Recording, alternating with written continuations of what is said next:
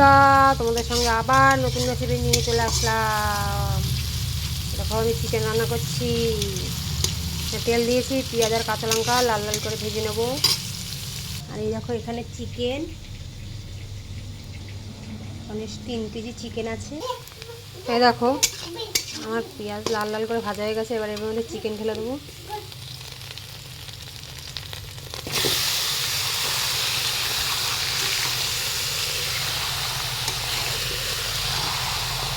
এবার এতে নুন দেবো,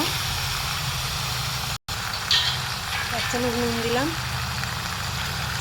দিয়ে এবার ভালো করে নাড়াবো। বন্ধুরা, এখানে আমি এখন 2 টেবিল চামচ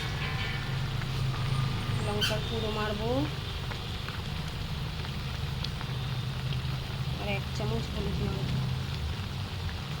এটা ভালো করে নাড়বো।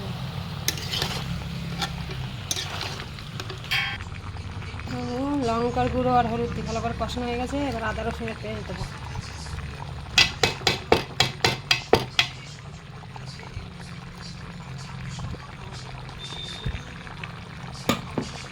দিয়ে এবার এটা আমি ভালো করে কষাবো।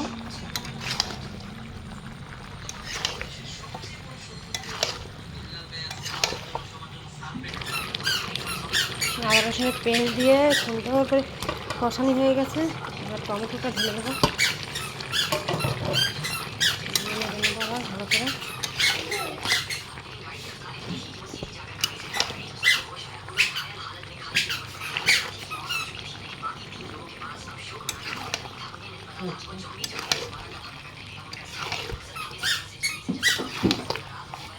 একটুও জল দেবো না। চিকেনের যেটা জল বেরোবে এটাই চিকেন হয়ে যাবে। বন্ধুরা, এটা টমেটো দিয়ে সুন্দর করে কষানো হয়ে গেছে। এবার আমি এর মধ্যে জিরের গুঁড়ো 2 চামচ, ধনের গুঁড়ো 2 চামচ দিয়ে আবার ভালো করে কষিয়ে দেবো।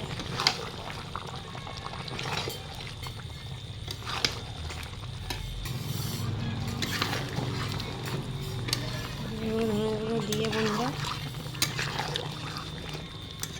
ভালো করে নেড়ে চেড়ে নিয়ে আধা ঘন্টা মতো, যতটা জলটা পুরোটা না শুকাবে ততক্ষণ পর্যন্ত দেখা হবে।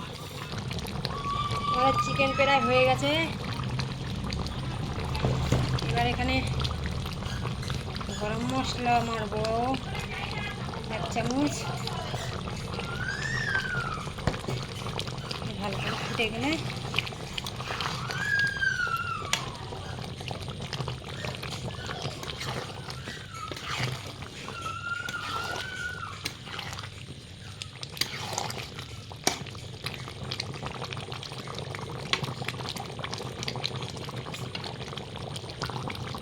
আমাদের চিকেন হয়ে গেছে।